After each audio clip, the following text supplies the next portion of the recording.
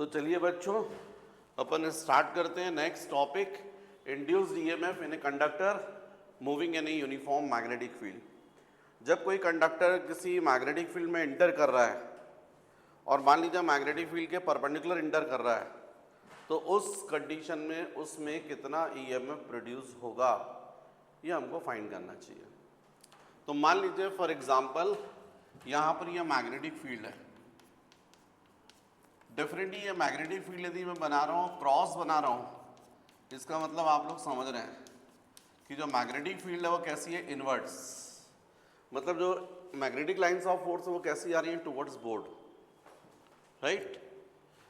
अब इसमें मान लीजिए कोई कंडक्टर जो है वो इस तरीके से, इसकी लेंथ मान लीजिए L है और यहाँ एंटर कर रहा है v वेलोसिटी से। तो जब ये इसमें इंटर करेगा तो मान लीजिए शॉर्ट टाइम में वो यहाँ से यहाँ पहुँचता है, तो स्वाभाविक है इतना फ्लक्स कट करेगा। सपोज ये x है, x। तो अब यदि यहाँ आपसे पूछा जाए बताइए कितना फ्लक्स कट किया, मैग्नेटिक लाइंस ऑफ फोर्स कितनी कट की, तो आपका आंसर होगा phi is equal to B dot A, B into A into cos theta, और थीटा डेफिनेटली 90 हो जाएगा क्योंकि मैग्नेटिक फ्लक्स तो बी डॉट ए होता है ना। तो आप क्या बोलोगे, B dot A means B A cos theta. कभी भी टू वेक्टर्स का डॉट प्रोडक्ट क्या होता है, B into A into cos theta. अब थीटा यहाँ पर 90 हो जाएगा क्योंकि ये डायरेक्शन मोशन का और मैग्नेटिक फील्ड इन्वर्ट्स है, मतलब वेलोसिटी और मैग्नेटिक फील्ड दोनों कैसे होंगे, परपेंडिकुलर। थीटा 90 हो जाएगा, तो कॉस 90 की वैल्यू कितनी हो जाएगी, 0। तो फ्लक्स कितना हो जाएगा, 0। तो इस कंडीशन में मैं आपसे बात करूं तो फ्लक्स 0। तो बच्चों यहाँ पर थीटा जो है वो एक्चुअली में क्या होना चाहिए था, what is theta, angle between the direction of magnetic field and area. Flux के इसमें यदि अपन बात करते हैं फाई इज इक्वल टू होता है बी डॉट ए, तो B A into cos theta, what is theta, angle between the direction of magnetic field and area. और आपको दिख रहा है यहाँ पर जो एरिया एक्चुअली में ये कट कर रहा है वो ये एरिया है। इस एरिया का डायरेक्शन कैसा होगा, परपेंडिकुलर टू प्लेन, मतलब इनवर्ट्स। तो मैग्नेटिक फील्ड और एरिया दोनों कैसे होंगे, सेम डायरेक्शन में। तो यहाँ थीटा कितना होना चाहिए, 0। तो मैग्नेटिक फ्लक्स कैसा होना चाहिए, मैक्सिमम, क्योंकि कॉस 0 1 हो जाएगा। तो phi is equal to B into A into cos 0, cos 0 means 1। What is A, area कितना होगा, तो लेंथ इंटू ब्रेड्थ, तो एल इंटू एक्स। यदि मैं अब आपसे बात करूं कि यहाँ पर D D T of phi, तो आप बोलेंगे D D T of B into L into of X, D phi by D T is equal to, तो B into L into D x by D t, क्योंकि magnetic field और length तो constant है, change केवल x हो रहा है। आपको पता है D phi by D t क्या होता है, by Faraday's laws of electromagnetic induction, E is equal to minus of D phi by D T. तो D phi by D T is equal to minus E, तो minus E into B into L. D x by D T को आप क्या बोलोगे, velocity, distance upon time. तो इसका मतलब E is equal to क्या जाएगा, minus B into L into of V. ये अपने को फॉर्मूला मिल गया इंड्यूस्ड ईएमएफ का। और यदि अपन मॉड की बात करें तो वो जाएगा B into L into V, क्योंकि माइनस साइन जो डायरेक्शन बता रहा है, जो अपन किससे निकालते हैं, by Fleming's right hand rule. तो बच्चों ये कंडीशन है जो आपको समझना होगा, कॉपी कर लीजिएगा। बच्चों ये जो कंडीशन थी इसमें अपन ने कंडक्टर को कैसा माना था, मैग्नेटिक फील्ड के परपेंडिकुलर, मतलब वेलोसिटी जो थी उसका डायरेक्शन मैग्नेटिक फील्ड के परपेंडिकुलर था। तब इंड्यूस ईएमएफ की वैल्यू आ रही थी B into L into V. पर मान लीजिए ऐसी कंडीशन है कि जो कंडक्टर है वो कैसा मूव कर रहा है, मैग्नेटिक फील्ड के साथ में थीटा एंगल बनाएगा। मतलब मान लीजिए जैसे अपन ने डायग्राम बनाया, इसमें मैग्नेटिक फील्ड इन्वर्ट्स आ रही है ऐसी, यहाँ मैग्नेट का नॉर्थ पोल है और बोर्ड के पीछे साउथ पोल रखा है, तो magnetic lines of force inwards आ रही है। अब इसमें कंडक्टर ऐसा ना जाकर ऐसा जा रहा है, ऐसा, मतलब मैग्नेटिक फील्ड के साथ में कितना एंगल बना रहा है, थीटा। यदि ये डायरेक्शन मैग्नेटिक फील्ड का मान लें और कंडक्टर के मोशन का डायरेक्शन ये मान लें और दोनों के बीच का एंगल थीटा ले लें, तो फिर वेलोसिटी को आप रिजॉल्व करोगे तो वेलोसिटी का ये वाला कंपोनेंट कितना होगा, v cos थीटा, और ये कंपोनेंट कितना होगा, v sin theta. Magnetic field के परपेंडिकुलर जो कंपोनेंट है वो कितना जाएगा, v sin थीटा। यहां पर भी आप देख रहे हो ये v कौन सी वेलोसिटी थी, जो मैग्नेटिक फील्ड के परपेंडिकुलर थी। मतलब मैग्नेटिक फील्ड इनवर्स थी, कंडक्टर ऐसा मूव कर रहा था, मतलब मैग्नेटिक फील्ड के परपेंडिकुलर, तब वेलोसिटी आपने v ली थी। तो यहां भी हम जब इस फॉर्मूले में v की जगह पर यदि ऐसी केस बन रहा है कि जो कंडक्टर है मैग्नेटिक फील्ड से यदि थीटा एंगल बनाकर मूव कर रहा है, तो v को जब रिजॉल्व करो तो ये v cos थीटा, ये v sin theta. Magnetic field के परपेंडिकुलर कंपोनेंट ये वाला है, तो फिर v की जगह क्या लिख दोगे आप, v sin थीटा। परपेंडिकुलर कंपोनेंट लिखोगे ना, तो फिर इंड्यूस्ड ईएमएफ कितना जाएगा, b into L into V into sine theta.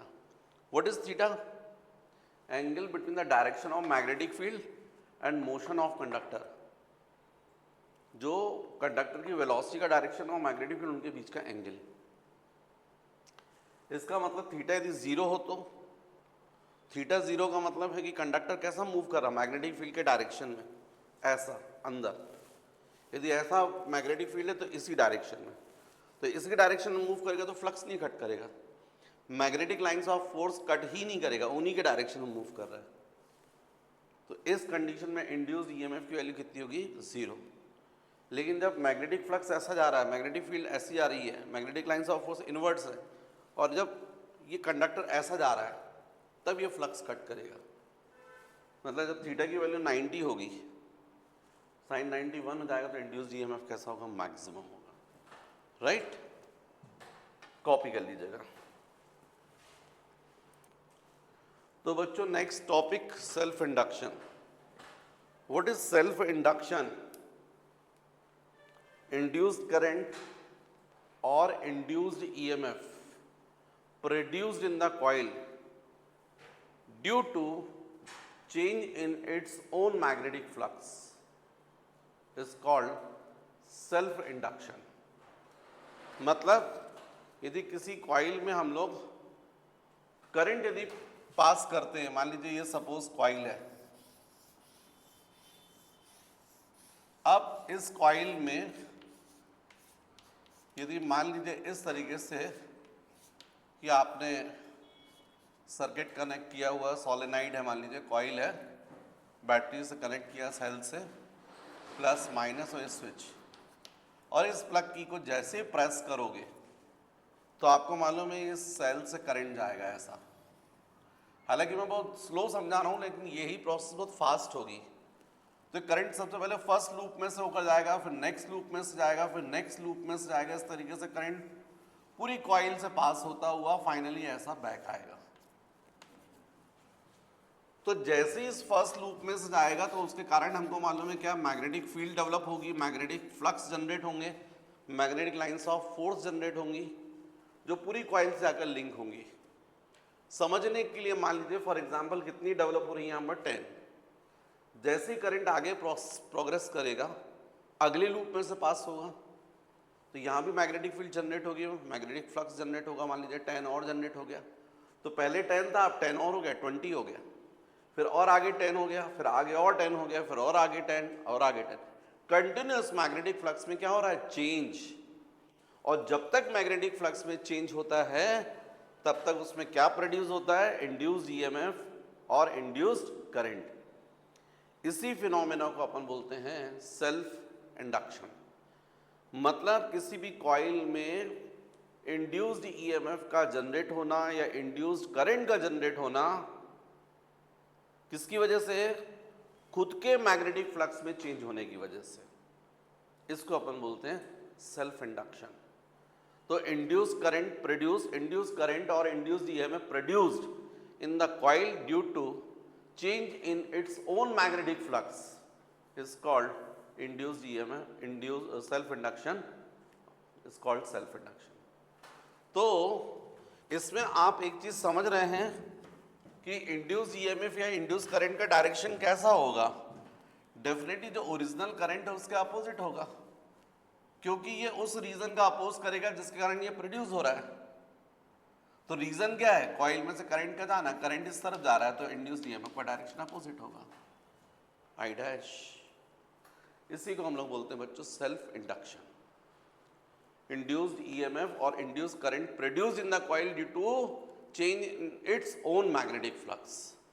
अब इसी से रिलेटेड नेक्स्ट अपना टॉपिक आता है, वो होता है सेल्फ इंडक्टेंस। इंडक्टेंस या इसी को अपन बोलते हैं कोफिशिएंट ऑफ सेल्फ इंडक्शन। इसी को अपन बोलते हैं कोफिशिएंट ऑफ सेल्फ इंडक्शन या इसी को अपन बोलते हैं सेल्फ इंडक्टेंस। तो इसमें जो फ्लक्स लिंक हो रहा है phi, it is directly proportional to I, क्योंकि जितना ज्यादा करंट इसमें से फ्लो करवाओगे उतना पावरफुल यहां पर मैग्नेटिक फील्ड जनरेट होगी। जो मैग्नेटिक फील्ड है वो किस पर डिपेंड कर रही है, करंट पर।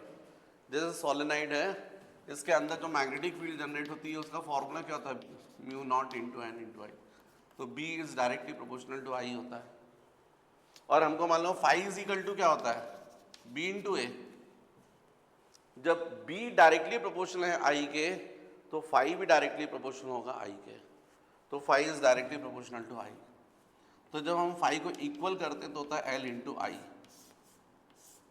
ये हो गया 1। यहाँ पर एल कांस्टेंट है, इसको अपन बोलते हैं कोफिशिएंट ऑफ सेल्फ इंडक्शन और सेल्फ इंडक्टेंस। यदि आप चाहें तो यहाँ पर एल इज इक्वल टू लिख सकते हैं फाई अपॉन आई।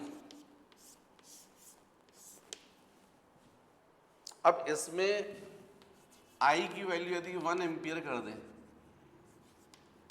तो phi is equal to L is equal to phi हो जाएगा। इस बेसिस पर आप एल को डिफाइन कर सकते हैं, इस बेसिस पर आप जो है एल को डिफाइन कर सकते हैं। तो यदि अपन यहां पर देखें तो phi is equal to of L हो रहा है, L is equal to phi हो रहा है ना। कभी भी कोई भी डेफिनेशन देनी है तो बढ़िया फॉर्मूला सोचो और डिनोमिनेटर की क्वांटिटी को 1 कर दो तो न्यूमरेटर इक्वल हो जाता है उस क्वांटिटी के जिसको आपको डिफाइन करना है। जैसे L is equal to phi हो गया, कब, जब आई की वैल्यू हमने 1 एम्पियर रखी। इसका मतलब what is self inductance, when 1 ampere current passing through the coil, when 1 ampere current passing through the coil, then magnetic flux linked with the coil is called self inductance। जितना magnetic flux link होगा उसी को बोलते हैं self inductance. तो हम लोग इस बेसिस पर इसको डिफाइन कर सकते हैं। पर आप लोग सोचो फाई इज इक्वल टू हम लोग बोल रहे हैं एल इंटू आई, और डी डी टी फाई कर दे तो यहाँ भी डी डी टी आ जाता एल इंटू आई। अब D phi by D T तो आपको मालूम है ई होता है, माइनस ई होता है by Faraday's laws of electromagnetic induction. L constant तो ये हो गया और ये D I by D T हो गया।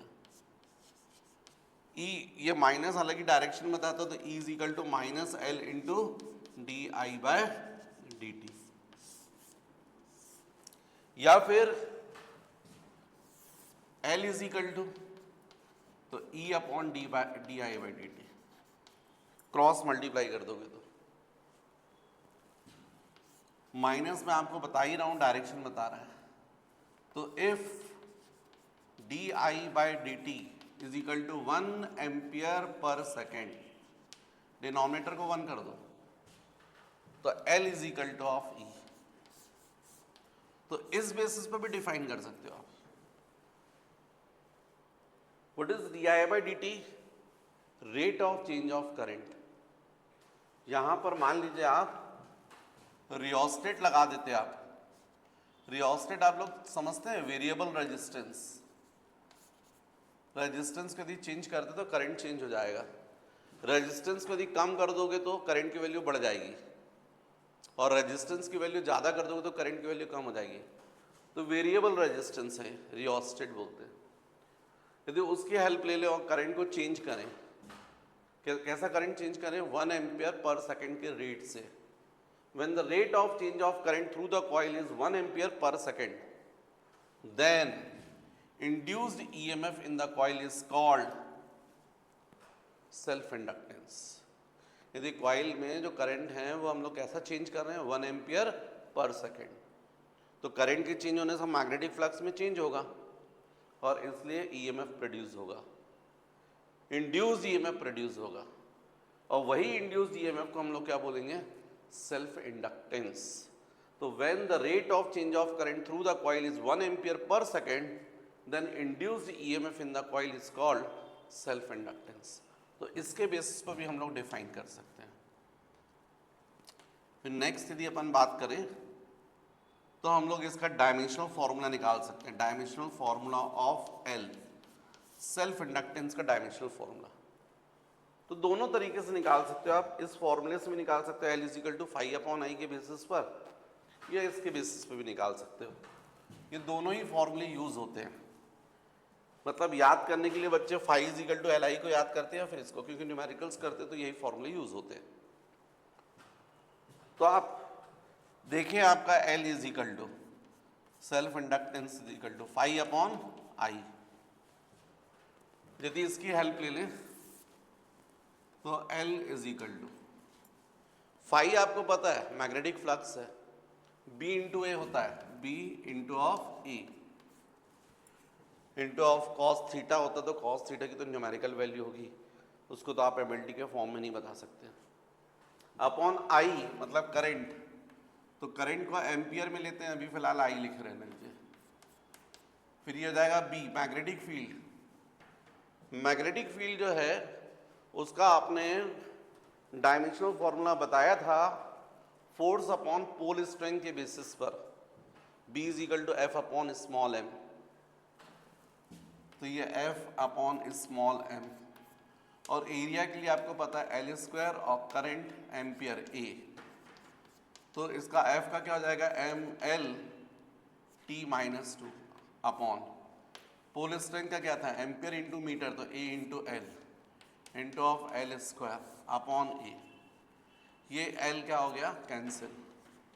तो self inductance M definitely L square T-2 A into A square A-2 M L square T-2 A-2. इसकी जो SI यूनिट होती है, SI यूनिट सेल्फ इंडक्टेंस के लिए, वो हम लोग लेते हैं हेनरी. Henry, right. तो ये है बच्चों self induction and self inductance, copy कर लीजिएगा. तो नेक्स्ट अपन को देखना चाहिए बच्चों सेल्फ इंडक्टेंस ऑफ सोलेनोइड. तो हमको मालूम है एक टर्न से कितना मैग्नेटिक फ्लक्स पास होगा, एक टर्न से B इंटू ए है ना, B मैग्नेटिक फील्ड और A एरिया. और हमको मालूम है सोलेनोइड के केस में हमको मालूम है टोटल टर्न्स जो है वो मान लीजिए कैपिटल N. तो हमारा जो फॉर्मूला होता है 5 equal to B into A into हम लोग बोलेंगे टोटल नंबर ऑफ टर्न्स बोलेंगे, क्योंकि पूरी एन टर्न से मैग्नेटिक फ्लक्स लिंक हो रहा है. अब मैग्नेटिक फील्ड कितनी होती है इनसाइड में, एक टर्न से μ0 इंटू N इंटू I, और A तो area of into of total number of turns N into L. क्योंकि N एक्चुअली में क्या है, number of turns per unit length. Unit length में नंबर ऑफ टर्न्स N है unit length में, तो L लेंथ में टर्न्स कितने होंगे, N इंटू L. ये टोटल नंबर ऑफ टर्न्स हो गया.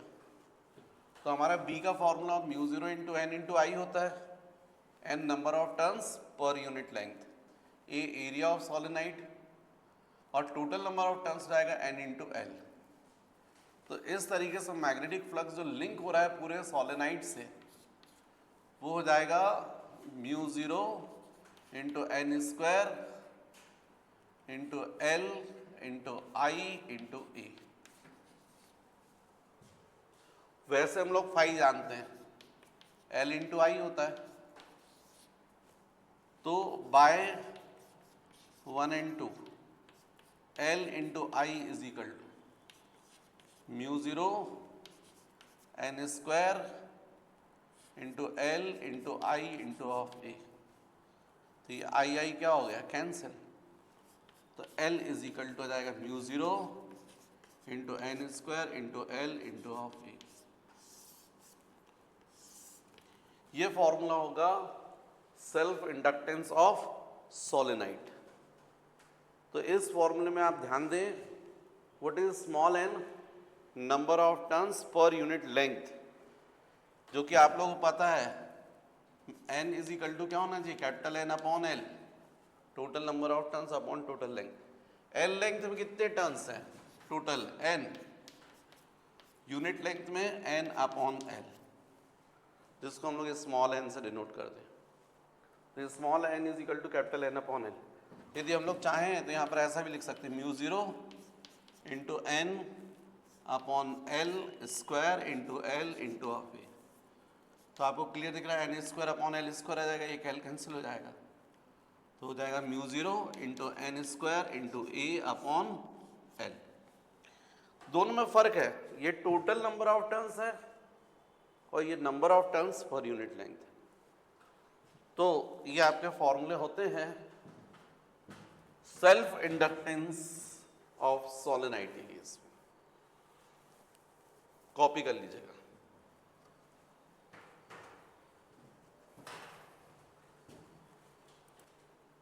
नेक्स्ट बच्चों अपन देखते हैं grouping of inductance, grouping of inductance. तो फर्स्ट इन सीरीज में देखते हैं। तो मान लीजिए ये एक कॉइल है, एक और कॉइल इससे कनेक्टेड है सीरीज में, फिर ये बैटरी से कनेक्टेड है और यहाँ प्लग की। तो स्वाभाविक है सीरीज में तो करंट कैसा रहता है, सेम। यहाँ पर इंडक्टेंस है इसका L1 और यहाँ पर L2। स्वाभाविक है इसमें भी फ्लक्स जनरेट होगा, मान लीजिए φ1 और इसमें होगा φ2। यदि आपसे पूछा है टोटल फ्लक्स कितना होगा तो आप बोलोगे φ is equal to φ1 plus φ2। What is φ1, flux, magnetic flux link with first coil. What is φ2, magnetic flux link with the secondary coil, second coil. What is φ, total flux. तो जब टोटल फ्लक्स है तो मान लीजिए इसका टोटल इंडक्टेंस L है, तो यहाँ जाएगा L इंटू आई। मतलब इसकी दोनों की जगह पर यदि एक सिंगल कॉइल लगी रहती है उसका इंडक्टेंस कितना बोलते हैं, L। तो फिर फाई कितना होता है उसमें, L इंटू आई, आई जो करंट जा रहा है। φ1 कितना होगा तो आप बोलोगे L1 इंटू आई, और φ2 आप बोलोगे L2 इंटू आई, क्योंकि करंट तो सेम रहता है ना सीरीज में, ये कैंसिल हो गया। तो L is equal to L1 plus L2। जैसा आप लोग रेजिस्टेंस में देखते हैं ना सीरीज में, R is equal to R1 plus R2, वैसे इंडक्टेंस में होता है। यही चीज यदि मैं आपसे बात करूं पैरेलल में, सेकेंड इन पैरेलल, पैरेलल मतलब ये कॉइल हो गई और एक ये कॉइल हो गई, इसको आपने इस तरीके से कनेक्ट किया है। जब ऐसा आप कनेक्ट करते हैं तो इसको हम लोग क्या बोलते हैं, पैरेलल कॉम्बिनेशन। दोनों कॉइल के एक एक एंड जो है वो कॉमन हमने कनेक्ट कर दी एक पॉइंट से, दोनों दूसरे एंड को कॉमन पॉइंट से। इस कॉइल का इंडक्टेंस L1, इसका L2, यहाँ से करंट है I। स्वाभाविक इस करंट का डिस्ट्रीब्यूशन होगा, यहाँ पर I1 और यहाँ पर कितना होगा, I2।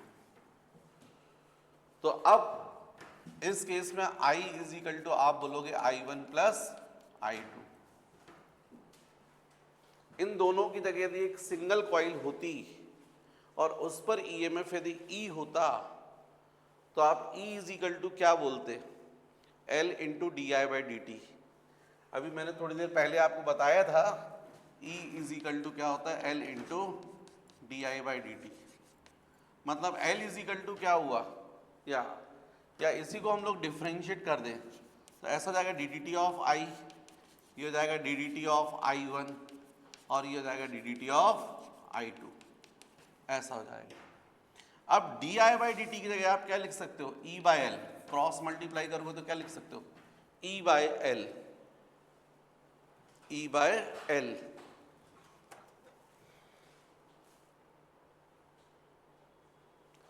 यहां पर आप I is equal to I one plus I two है, टोटल करंट का डिस्ट्रीब्यूशन हुआ है, डिफ्रेंशिएट करोगे तो जाएगा D D T of I, D D T of I one, D D T of I two. अब आपको पता है E इज इक्वल टू आपका क्या था, L into D I by D T, ये मैंने अभी थोड़ी देर पहले बताया आपको। तो E अपॉन एल क्या होगा, D I by D T, तो D by I by D T की जगह क्या लिखोगे, E बाय एल, और D I one by D T की जगह क्या लिखोगे, E बाय एल वन, क्योंकि यहाँ पर जो EMF प्रोड्यूस होगा वो तो सेम होगा ना, parallel combination of potential difference कैसा रहता है, सेम। यहाँ पर कितना हो जाएगा, plus E upon L two, तो E कॉमन निकल कर कैंसिल हो जाएगा, मतलब आपको 1 by L is equal to क्या मिला, 1 by L one plus 1 by L two. तो जैसा रेजिस्टेंस के साथ में होता है पैरेलल में 1 by R is equal to 1 by R one plus 1 by R two, वैसा ही सेल्फ इंडक्टेंस में भी होता है, पैरेलल कॉम्बिनेशन में 1 by L is equal to 1 by L one plus 1 by L two, right, copy कर लीजिएगा। तो नेक्स्ट बच्चों अपन को देखना चाहिए म्यूचुअल इंडक्शन। ये म्यूचुअल इंडक्शन क्या है, तो अपन ने पहले सेल्फ इंडक्शन देखा था, सिंगल कॉइल थी, उसी में से अपन ने करंट पास किया था तो उसमें मैग्नेटिक फ्लक्स जनरेट हुआ था, वही उसी में चेंज हुआ था उसके सेल्फ के करंट की वजह से, और इसलिए उसमें प्रोड्यूस होता है इंड्यूस करंट मैग्नेटिक फ्लक्स में चेंज होने की वजह से। म्यूचुअल इंडक्शन के केस में दो कॉइल रहेंगी, उसमें से एक कॉइल जिसको जो बैटरी से कनेक्ट रहती है उसको बोलते हैं प्राइमरी, और दूसरी कॉइल जो होती है जिसको अपन ने गैल्वेनोमीटर से कनेक्ट किया उसको अपन ने बोला सेकेंडरी। तो जब हम प्राइमरी कॉइल में से करंट पास करते हैं, मतलब जैसे हम ये स्विच को प्रेस करेंगे तो हमको मालूम है इस प्राइमरी कॉइल में से क्या जाएगा, करंट, और इसी के मैग्नेटिक फ्लक्स लिंक होंगे किससे जाकर, सेकेंडरी से। तो मैग्नेटिक फ्लक्स में क्या होगा, चेंज सेकेंडरी में, जिसकी वजह से इसमें क्या प्रोड्यूस होगा, इंड्यूस्ड कॉइल, और जिसके कारण यहाँ पर डिफ्लेक्शन होगा। अपन करंट पास कर रहे हैं प्राइमरी में से, लेकिन डिफ्लेक्शन किस में हो रहा है, सेकेंडरी में। तो सेकेंडरी में यदि डिफ्लेक्शन हो रहा है गैल्वेनोमीटर में, मतलब सेकेंडरी से करंट पास हो रहा है, मतलब सेकेंडरी में करंट जनरेट हुआ है। इसी फिनोमेना को अपन बोलते हैं म्यूचुअल इंडक्शन। तो व्हाट इज म्यूचुअल इंडक्शन, और करंट जहां होता है वहां ईएमएफ भी होता है, मतलब करंट जनरेट हुआ है इसका मतलब ईएमएफ भी जनरेट हुआ है। तो what is mutual induction, induced current and induced EMF produces in the secondary coil due to the current passing through the primary coil or due to the change in magnetic flux in primary coil. Primary coil में से यदि magnetic flux में change होता है वही जाकर link किससे होता है, सेकेंडरी से, और इसलिए उसमें क्या प्रोड्यूस हो रहा है, इंड्यूस्ड ईएमएफ और इंड्यूस्ड करंट, उसको अपन बोल रहे हैं म्यूचुअल इंडक्शन, राइट। मतलब आप यही चीज बोल सकते हैं, induced EMF produces in the secondary coil due to the change in current in the primary coil is called mutual induction. आज जो अपन म्यूचुअल इंडक्शन बोल रहे हैं तो इसी से रिलेटेड होता है कोफिशिएंट ऑफ म्यूचुअल इंडक्शन, या उसी को अपन बोलते हैं म्यूचुअल इंडक्टेंस, कैपिटल एम से डिनोट करते हैं। तो जैसे अपन ने सेल्फ इंडक्टेंस देखा था वैसा ही एक्चुअली में होता है म्यूचुअल इंडक्टेंस, इसको हम कैपिटल एम से डिनोट करते हैं। तो यहां पर जाता phi S is directly proportional to I P हो जाता है। What is phi S, magnetic flux link with the secondary, कब, जब प्राइमरी से करंट पास होता है। तो जितना ज़्यादा प्राइमरी में से ज़्यादा करंट फ्लो करवाओगे, जितनी ज़्यादा मैग्नीट्यूड का उतनी ज़्यादा मैग्नेटिक फील्ड होगी, और उतना ही ज़्यादा मैग्नेटिक फ्लक्स जनरेट होगा जो जाकर यहाँ लिंक होगा। तो सेकेंडरी से लिंक होने वाला जो मैग्नेटिक फ्लक्स है वो डायरेक्टली प्रोपोर्शनल होता है current through the primary. Equal करते हैं तो phi S is equal to होता है M into of I P. इसका मतलब एम इज इक्वल टू क्या हो जाएगा, phi S upon I P. तो आप इस बेसिस पर कैपिटल एम को डिफाइन कर सकते हो। When 1 ampere current passing through the primary coil, then magnetic flux linked with the secondary is called mutual inductance of two coils. If Ip is equal to 1 ampere, then M is equal to phi s. When 1 ampere current passing through the primary coil, then magnetic flux linked with the secondary is called mutual inductance of two coils. ऐसा definition दे सकते हो। ये 2 line में इसलिए छोड़ता हूं, यहाँ definition लिखना है। फिर सेकंड, हमको पता phi S is equal to हमने क्या बोला, M into of I P.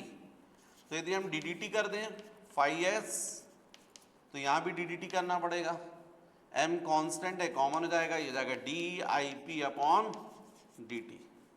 अब D phi upon D t E होता है इंड्यूस्ड ईएमएफ, और वो भी किस में है, सेकेंडरी में।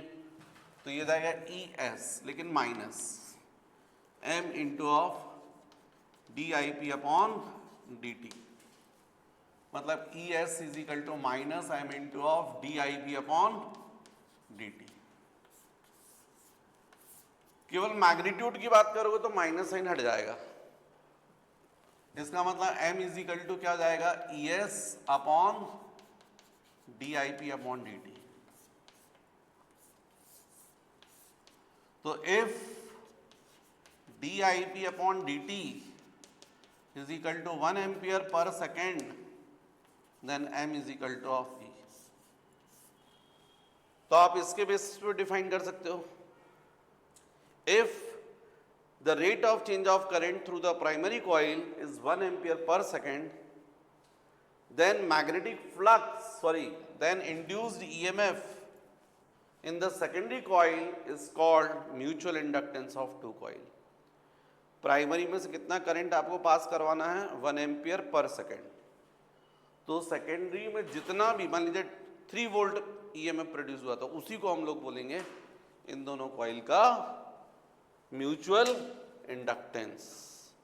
राइट, कॉपी कर लीजिएगा। और बच्चों इसकी कैपिटल एम की भी एसआई यूनिट हेनरी होती है। एसआई यूनिट सेम क्या होती है, हेनरी। हेनरी और डायमेंशनल फॉर्मूला भी सेम होगा, ml square T minus two A minus two. क्योंकि अभी भी वहां पर देखो ना, m is equal to phi upon I ही होगा। अब चाहे सेकेंडरी का हो फ्लक्स तो चाहे प्राइमरी का, फ्लक्स तो फ्लक्स है, बी इंटू ए से ही आएगा। करंट ए रहेगा, तो इसलिए डायमेंशनल फॉर्मूला सेम आएगा।